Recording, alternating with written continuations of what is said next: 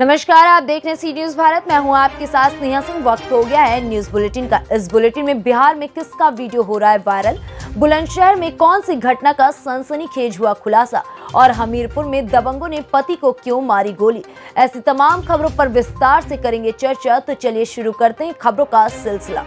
Police अधीक्षक आजमगढ़ सुधीर कुमार सिंह के कुशल निर्देशन और अपर पुलिस अधीक्षक ग्रामीण व क्षेत्र अधिकारी फूलपुर के पर्यवेक्षण में आज थाना अध्यक्ष हिरेंद्र प्रताप सिंह मया हमरा द्वारा देखभाल क्षेत्र फुलेश चौराहे पर मौजूद थे कि तभी मुखबिर खास से सूचना मिली कि विभिन्न धाराओं से संबंधित अभियुक्त रोहित चौहान उर्फ रोहन पुत्र जितेंद्र चौहान ग्राम मुरादगंज थाना लाइन बाजार जौनपुर अपने ननिहाल ग्राम शेख वलिया वालों को मिलने के लिए सुघरपुर बुलाया और सुघरपुर तिराहे पर ही खड़ा है। वही सूचना पर विश्वास कर पुलिस टीम फुलेश चौराहे से प्रस्थान कर सुघरपुर पहुंची तो मुखबिर खास सुघरपुर तिराहे पर खड़े एक व्यक्ति की तरफ इशारा करके हट गया। तभी पुलिस टीम को देखकर वहां खड़ा व्यक्ति भागने लगा। पुलिस टीम द्वारा कुछ दूरी पर ही भाग रहे व्यक्ति को पकड़ लिया गया। पकड़ने के बाद पुलिस ने पूछताछ की तो व्यक्ति ने अपना नाम रोहित चौहान उर्फ रोहन पुत्र जितेंद्र चौहान बताया, जिसके बाद पुलिस ने उसे गिरफ्तार करके आगे की कार्रवाई शुरू कर दी। आजमगढ़ से सी न्यूज संवाददाता सीबी भास्कर की रिपोर्ट। नरकटियागंज के शिकारपुर पंचायत के भावी मुखिया प्रत्याशी जितेंद्र राव के द्वारा अश्लील गानों के साथ अश्लील डांस लड़की के साथ करने का वीडियो तेजी से वायरल हो रहा है। सोशल मीडिया पर ये वीडियो लगातार वायरल हो रहा है, जिसकी पुष्टि सी न्यूज भारत नहीं करता है। वहीं मुखिया प्रत्याशी जितेंद्र राव कुछ दिन पहले पोस्टर लगाकर ग्रामवासियों से दावा कर रहा था कि महिलाओं को सम्मान मेरे द्वारा ही किया जाता है, लेकिन वीडियो देखकर आप हैरान हो जाएंगे कि ये औरतों का सम्मान करते हैं या उनके साथ अश्लील गानों के साथ डांस करते। कुछ दिन पूर्व ही उनके द्वारा अपनी निजी एम्बुलेंस को प्रचार प्रसार में झंडे लगाकर घुमाए जा रहे थे, जिसकी खबर सी न्यूज भारत में प्रमुखता से दिखाई गई थी, जिस पर अधिकारियों के द्वारा प्राथमिकी भी दर्ज कराई गई थी। बिहार से सी न्यूज संवाददाता आर्यन की रिपोर्ट। नाबालिग दलित छात्रा की हत्या का आज बुलंदशहर पुलिस ने सनसनीखेज खुलासा कर दिया। ट्यूशन से जाते समय दलित छात्रा की हत्या सिर्फ इसलिए कर दी गई थी क्योंकि छात्रा ने युवक के प्रेम प्रस्ताव को नामंजूर करते हुए उसे थप्पड़ जड़ दिया था। इसी से गुस्साए युवक ने अपने दो साथियों की मदद से छात्रा की हत्या कर दी और छात्रा के शव को सड़क किनारे खाई में फेंक कर वहाँ से फरार हो गया। खुर्जा कोतवाली देहात के गांव किर्रर में नाबालिग दलित छात्रा 30 सितंबर की दोपहर ट्यूशन के लिए घर से खुर्जा जा रही थी। तभी छात्रा को गांव से कुछ दूरी पर ही गांव के रहने वाले सुनील ने रास्ते में रोका और उसके साथ इस पूरी घटना को अंजाम दिया। ये दिनांक 30/9/21 को दोपहर में लगभग 1 से 1:30 के बीच में थाना खुर्जा देहात के किर्रा गांव में एक 16 वर्षीय लड़की जो ट्यूशन पढ़ने जा रही थी, उसकी गांव की ही सीमा में सड़क के किनारे शव मिला था, गड्ढे में सड़क के बिल्कुल किनारे। और उस संबंध में तत्समय मुकदमा लिखा गया और बनाम अज्ञात था। अभियुक्त के बारे में कोई जानकारी नहीं थी। शुरुआती जांच में एक लाल रंग का टी शर्ट पहने हुए व्यक्ति को भागते हुए एक आदमी ने दूर से देखा था। उस आधार पर उस दिन लगभग घटनास्थल से 9 किलोमीटर दूर एक संदिग्ध व्यक्ति जो लाल टी शर्ट में था, जिसको कहीं से जानकारी मिल गई थी कि लाल टी शर्ट वाले को पुलिस तलाश रही है, कॉम्बिंग कर रही है, वो भागते हुए खेतों में छुप गया था। उसे पकड़ा गया था और प्रथम दृष्टया ऐसा प्रतीत हो रहा था कि वो व्यक्ति घटना करके भागा है, क्योंकि जितने समय पूर्व घटना हुई थी और जितनी दूरी तक जिस रफ्तार में वो भाग रहा था, उससे अंदाज़ा यही लगाया जा रहा था कि वही व्यक्ति है जो मौके से घटना करके भागा। लेकिन प्राथमिक जांच में ही हम लोगों को ये लग गया कि ये व्यक्ति निर्दोष है, भांग का नशेड़ी था और उसको कहीं से जानकारी हो गई थी कि लाल टी शर्ट वाले को पुलिस तलाश रही है। तो इस आशंका के कारण नशे में वो अनवरत भागता रहा और उसको भागते हुए कई गांव के लोगों ने देखा, इस वजह से उसे पकड़ा गया था।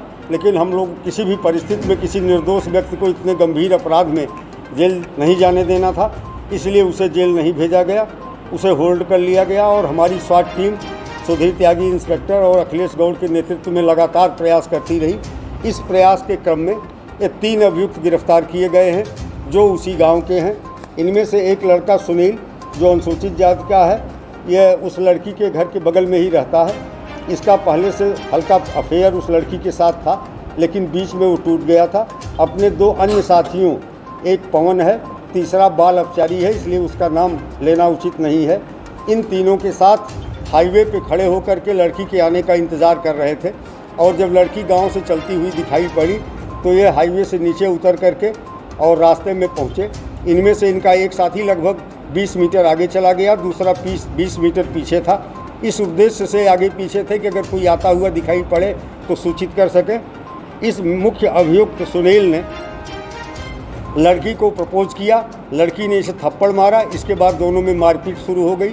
इसके द्वारा थप्पड़ मारने और धक्का देने के क्रम में लड़की नीचे गिरी। वहाँ पत्थर का एक बड़ा टुकड़ा था जो उसके सिर पर बाईं तरफ लगा, जिसकी वजह से हेड इंजरी के कारण उसकी मौत हुई। इसके बाद इन तीनों ने मिल करके उसके शव को नीचे गड्ढे में छुपाया और ये तीनों 3 दिशा में भाग गए। इनमें जो बाल अपचारी था वो लाल रंग की टी-शर्ट पहना हुआ था, तो उधर से गुजरने वाले एक राहगीर ने उसको भागते हुए देखा था। उस आधार पर लाल टी-शर्ट वाले की बात आई थी। उस टी-शर्ट को कब्जे में ले लिया गया है, उसकी निशानदेही पे बरामद कर लिया गया है। दूसरा, अभियुक्त द्वारा भी उस समय जो कपड़ा पहना गया था वो भी कब्जे में ले लिया गया है। यहाँ उल्लेखनीय ये है कि ये तीनों अभियुक्त घटना के बाद घूम फिर करके गांव में पहुंच गए। फिर उस लड़की के शव के साथ पंचायतनामा, पोस्टमार्टम की कार्रवाई तक, हॉस्पिटल ले जाने तक लगातार साथ रहे, जिसकी वजह से इनके ऊपर किसी को कोई शक नहीं था। ये जो सुनील है इसका मुख्य आरोपी, इसने पहली बार इस लड़की को प्रपोज किया था अपने पिता को या इसका कोई रिश्ता इससे पहले भी था? अब जो टेलीफोनिक संपर्क है उससे लगता है कि लड़की और इसके बीच में जुलाई तक बातचीत हुई है, तो पहले से इसका संपर्क रहा होगा निश्चित तौर पे।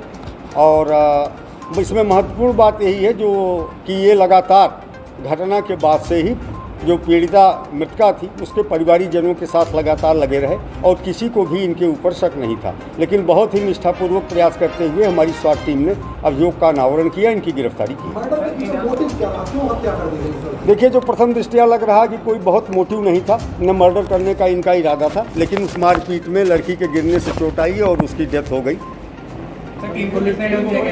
25,000 रुपये की पुरस्कार राशि स्वास्थ्य टीम को प्रदान किया गया है। बुलंदशहर से सी न्यूज संवाददाता नितिन सिंह की रिपोर्ट। खबर हमीरपुर से है, जहां जनपद में दबंगों के हौसले इतने बुलंद हो गए कि गांव की एक महिला के साथ छेड़खानी कर दी जा रही, जिसका विरोध करने पर दबंगों ने महिला के पति को गोली मार दी। पति के सीने में गोली लगने से हालत गंभीर होने पर सीएचसी मौदाहा ने प्राथमिक उपचार के बाद जिला अस्पताल रेफर कर दिया। वहीं बता दें कि दबंग पूर्व में भी छेड़खानी कर चुके हैं। दबंगों ने अपने साथियों सहित घर में घुसकर घटना को अंजाम दिया। गोली चलने की इस घटना से ग्रामीणों में दहशत का माहौल बना हुआ है। पूरा मामला जनपद हमीरपुर की सिसलौर थाना क्षेत्र के ग्राम खैरा का है। मेरे साथ ये हुआ था कि बहुत दिन से मुझसे लगाए थे मारने के लिए, रपट करोगे गोली सुना दूँगा। वो आया लगभग, उसने के मार खुलवाया सिंध में, और उसने धुराम ने मेरे लगे से गोली मारा, 2 दिन साढ़े मरवाया उसके भाई। कितने लोग थे वो, कहाँ से गोली मारे थे? 3 लोग थे मेरे दरवाजे में लटक के मारे। वो आपके पति के साथ? आपके जैसे वो आया है तो हमसे दरवाजे खुलाया, और वो हमने ले जाने के लिए, तो हमने जैसे दरवाजे खोला तो हमें वो हाथ पकड़ लिया, उसे ले जाने के तो हमने इसे झेल दिया। बस इसके बाद में इसके पापा ने तुरंत फायर मार दिया। किसने फायर मारा? वो धुराम कहाँ पर लगी ये गोली? सिंह। आज कहाँ पर आई हैं आप? आज नहीं क्या नाम है आपका? पूनम। आप कौन है उनकी? सिसोलर के खैर गांव निवासी बड़े लाल यादव, जिनकी उम्र लगभग 40 वर्ष है, गांव के ही 2 व्यक्तियों द्वारा गोली मारने की घटना की गई है। इस संबंध में घायल को चिकित्सकीय उपचार हेतु कानपुर रेफर किया गया है, जहां उनकी चिकित्सा चल रही है, जो खतरे से बाहर है। पीड़ित परिवार द्वारा कोई तहरीर अभी नहीं दिया गया है। तहरीर प्राप्त होते ही आवश्यक वैधानिक कार्रवाई की जाएगी। हमीरपुर से सी न्यूज संवाददाता राम सिंह राजपूत की रिपोर्ट। खबर मुजफ्फरपुर जिले से, जहां बांद्रा में 8वें चरण में पंचायत चुनाव होना है, जिसके नाजिर रसीद कटवाने की कवायद बुधवार को शुरू हो गई है। रसीद कटवाने के लिए पहुंचे प्रत्याशियों को काफी परेशानियों से गुजरना पड़ रहा है। रामपुर दयाल पंचायत के मुखिया प्रत्याशी धीरज कुमार ने बताया कि प्रखंड प्रशासन के द्वारा पहले तो रसीद कटवाने की सूचना आनन फानन में दी गई। इसके बाद प्रखंड मुख्यालय परिसर में किसी तरह की व्यवस्था नहीं दिखी, लिहाजा उम्मीदवारों को पूरे दिन धूप में रसीद कटवाना पड़ा। वहीं अन्य उम्मीदवारों ने भी प्रखंड प्रशासन पर आरोप लगाते हुए कहा कि पूरे दिन धूप में खड़े होकर रसीद कटवाना पड़ रहा है, जिसकी वजह से बहुत परेशानी हो रही है। स्थानीय प्रशासन भी सुनने को तैयार नहीं है। प्रखंड विकास पदाधिकारी सह निर्वाची अधिकारी प्रशांत प्रशांत कुमार ने बताया कि यहां 3 काउंटर पर नाजिर रसीद की काटने की व्यवस्था की गई है। मुखिया, सरपंच, पंचायत समिति सदस्य के लिए 1 और वार्ड सदस्य और पंच के लिए 1-1 काउंटर की व्यवस्था की गई है। क्या चीज के एनआरसी वार्ड के वार्ड तो धूप में खड़े हैं? हाँ, तो वही धूप में खड़े हैं, कोई व्यवस्था नहीं है, कुछ नहीं है। थोड़ा सा ये समस्या है कि अभी एक तो पहले से सूचना नहीं था विधिवत तरीका से, हम लोग को ऐसे अचानक पता चला, हम लोग आ गए। आने के बाद यहाँ पर स्थिति ये है कि धूप बहुत ज़्यादा अभी तेज़ है और लोग इसका कोई व्यवस्था नहीं है। कोई भी मतलब लोग खड़े हैं धूप में, देख रहे हैं इतना लोग को धूप लगेगा। हो सकता है प्रत्याशी को अभी मेहनत करने की ज़रूरत है, 2 घंटा ठहरा रहेगा यहाँ पर, मेहनत क्या करेगा, बुखार लग जाएगा, काम खत्म हो जाएगा। इसीलिए ज़रूरी है कि प्रखंड के प्रशासन के तरफ से, प्रखंड प्रशासन के तरफ से यहाँ विधि व्यवस्था ऐसा टाइट होना चाहिए कि प्रत्याशियों के जो भावी प्रत्याशी हैं उन लोगों के कम से कम छाँ की व्यवस्था होना चाहिए, पानी की व्यवस्था होना चाहिए, ताकि दिक्कत किसी को नहीं हो, आराम से सब लोग जैसे अपना पर्ची कटवाएं। मेरा नाम धीरज कुमार हुआ, रामपुर दल पंचायत से। हम लोग खड़ा है साइड से, जैसे बगली में काम हो रहा है, साइड से 1 घंटा से हम लोग खड़ा है। अच्छा जी, हम लोग हथा पंचायत से आए हैं, 13 नंबर वार्ड से। अच्छा, क्या चीज का कटवाने आए हैं? वार्ड सदस्य का। कोई व्यवस्था नहीं यहाँ पे? कोई व्यवस्था नहीं है, 1 घंटा से हम लोग यहाँ खड़ा है। मुजफ्फरपुर से सी न्यूज संवाददाता गंधीर कुमार झा की रिपोर्ट। अयोध्या पहुंची उमा भारती ने हनुमानगढ़ी राम जन्मभूमि का दर्शन पूजन किया। वहीं रंग महल के पीठाधीश्वर राम शरण दास से मुलाकात की। अयोध्या पहुंची मध्य प्रदेश के मुख्यमंत्री उमा भारती का बयान सामने आया है। लखीमपुर की घटना को लेकर उमा भारती ने प्रियंका गांधी वाड्रा पर तीखा कटाक्ष किया है। कहा, कांग्रेस को तो बोलने का हक ही नहीं है। लखीमपुर की घटना को बताया मोदी और योगी के खिलाफ साजिश। जब एक जुडिशियल इंक्वायरी बैठी है एक रिटायर्ड मजिस्ट्रेट के उसमें, तो अब इसके बाद किसी को कुछ कहना नहीं चाहिए। दूसरा, किसान आंदोलन स्वयं ही सब जुडिस है, कोर्ट के एक आदेश के अधीन सब बंधे हुए हैं। इसलिए ऐसी स्थितियों में इसमें से राजनीति निकालने की चेष्टा करना ना तो किसानों के हित में है, ना भारत के संविधान और लोकतंत्र के हित में है। अब मैं आती हूँ संविधान और लोकतंत्र पे। तो ये जो मिसेज वाड्रा बैठी हुई हैं, इनको इमरजेंसी भूल गई क्या? इनको 10,000 सिखों को जिंदा भूना जाना भूल गया क्या? इनने भारत और पाकिस्तान का जो बंटवारा कराया, धर्म के नाम पर कराया, ये भी भूल गया क्या?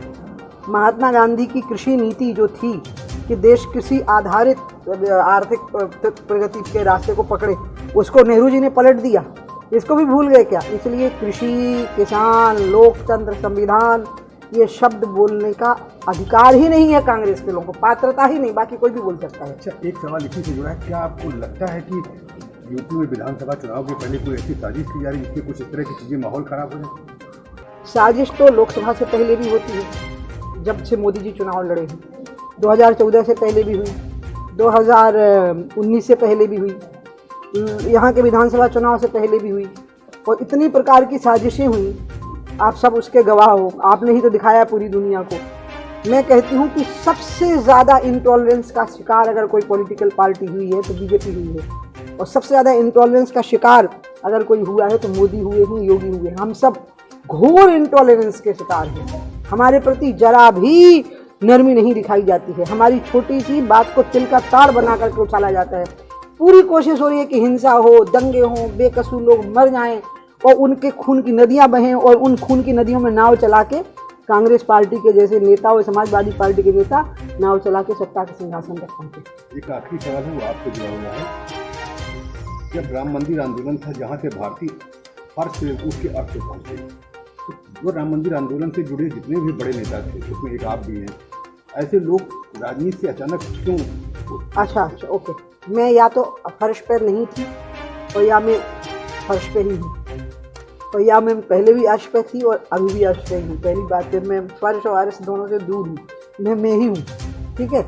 मैं तो 6 साल की उम्र से प्रवचन कर रही थी, और मैं राजनीति में आने से पहले बहुत संसार में भ्रमण हो चुका था मेरा। मैं दूसरे टर्म की मेंबर ऑफ पार्लियामेंट थी जब मैं यहाँ आई हूँ, तो मेरी राजनीति भी अयोध्या से नहीं हुई। अयोध्या से सीनू संवाददाता अमित की रिपोर्ट। सद्भावना संकल्प सेवा समिति उत्तर प्रदेश द्वारा आयोजित अंतर्राष्ट्रीय शिक्षक दिवस के अवसर पर उत्कृष्ट शिक्षक सम्मान समारोह 5 अक्टूबर को अंतर्राष्ट्रीय विश्व शिक्षक के रूप में मनाया गया।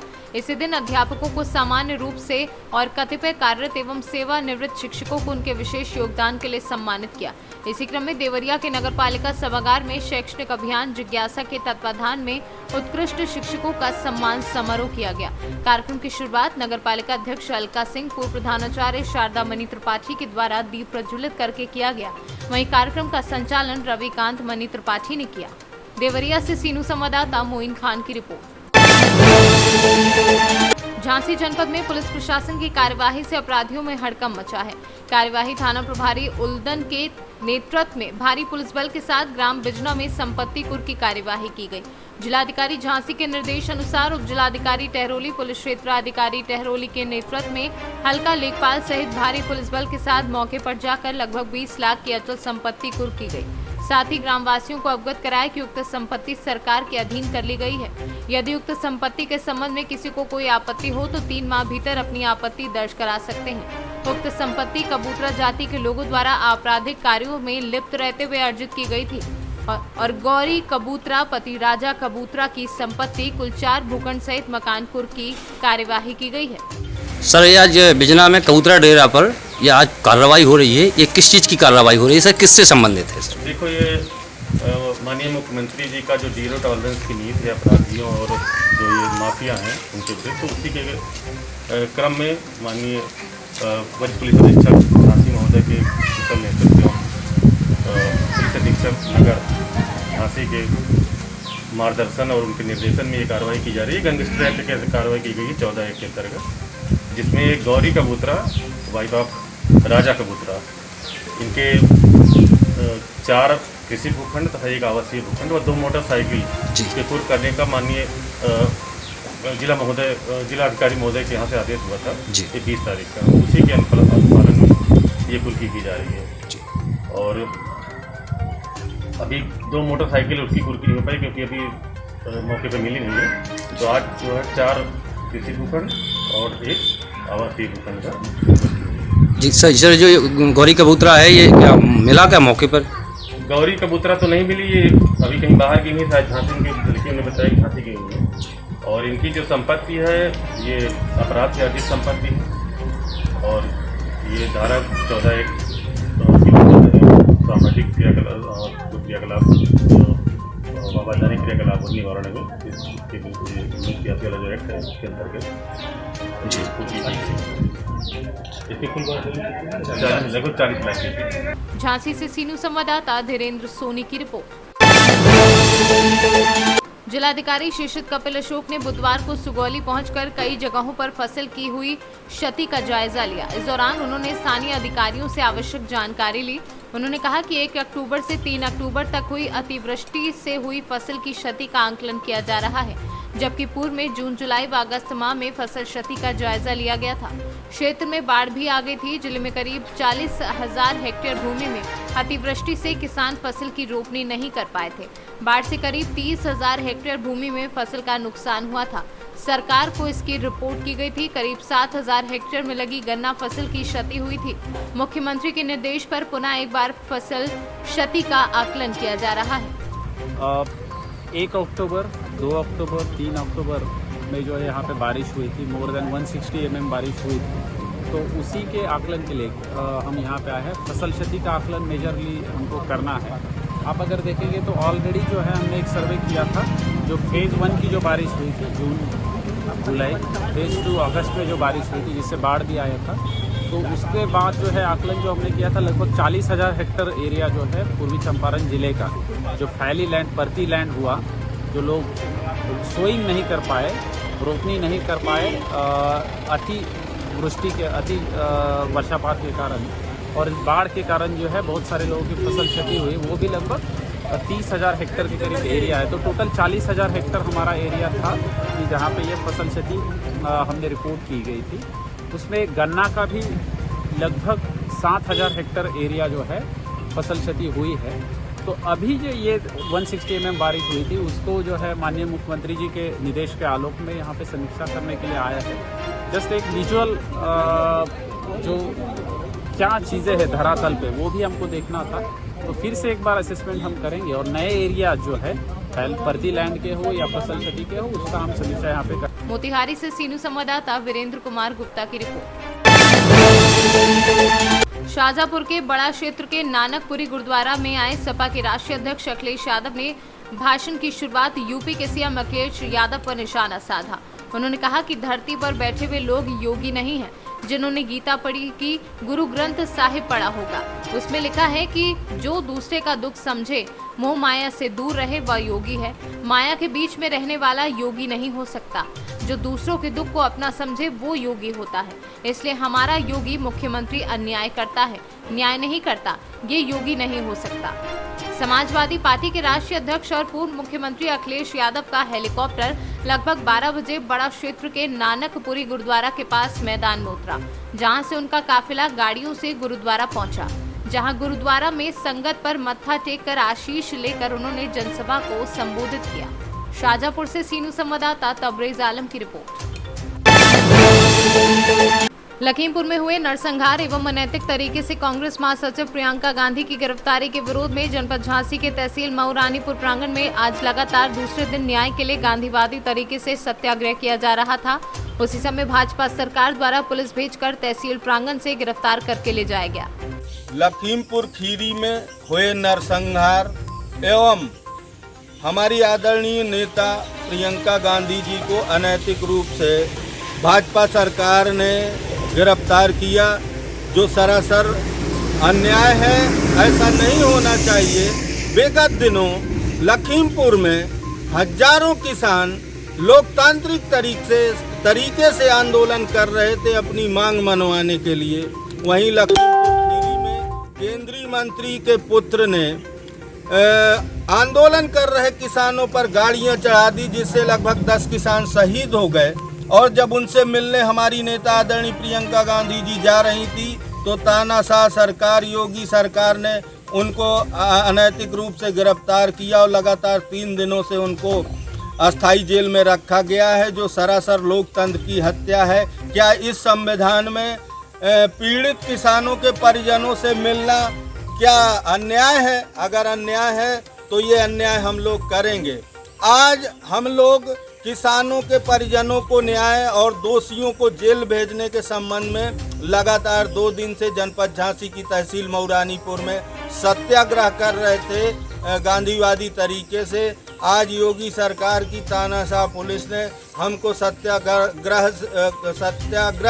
करते समय वहां से पुलिस ने गिरफ्तार करके हमको ले गई। कांग्रेस पार्टी का कार्यकर्ता, हम लोग राहुल गांधी जी के सिपाही हैं, आदरणीय प्रियंका जी के सिपाही हैं, आदरणीय लल्लू जी के सिपाही हैं।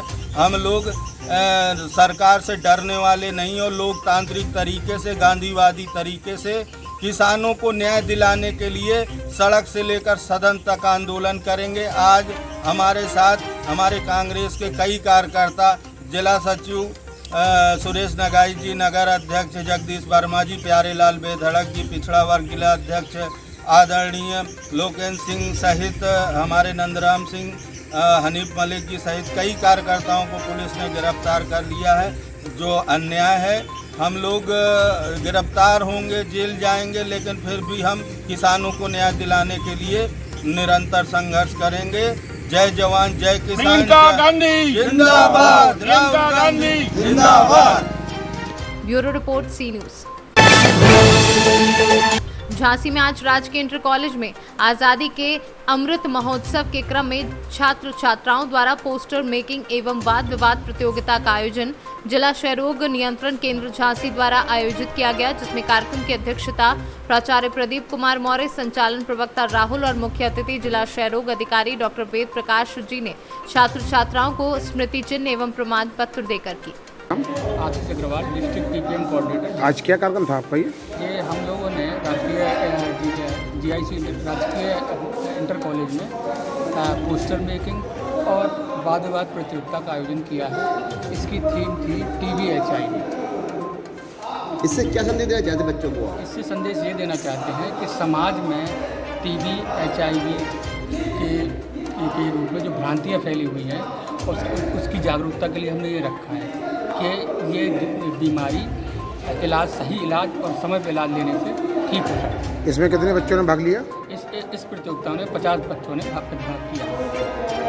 ब्यूरो रिपोर्ट, सी न्यूज़। मध्य प्रदेश रीवा के चाक घाट में चोरों के हौसले बुलंद है। दुकान के बाहर लगे सीएफएल बल्ब को चोरी करते समय युवक कैमरे में कैद हो गया। पूरा मामला चाक घाट थाना क्षेत्र के बाजार का है, जहां संदीप गारमेंट्स की दुकान के बाहर लगे 3 नग सीएफएल बल्ब को बीते रात्रि अज्ञात युवक द्वारा चुरा लिया गया। वहीं पूरी घटनाक्रम दुकान के बाहर लगे सीसीटीवी फुटेज में कैद हो गई है। फिलहाल उक्त घटनाक्रम को लेकर समाचार के माध्यम से चाक घाट पुलिस का ध्यान आकृष्ट करवाया। रेवा से सी न्यूज़ संवाददाता रोहिणी कुमार की रिपोर्ट। फिलहाल इस न्यूज बुलेटिन में बस इतना ही। देश विदेश की ऐसी तमाम खबरों को देखने के लिए बने रहें सी न्यूज़ भारत के साथ। हर खबर आपके साथ, आपके हाथ।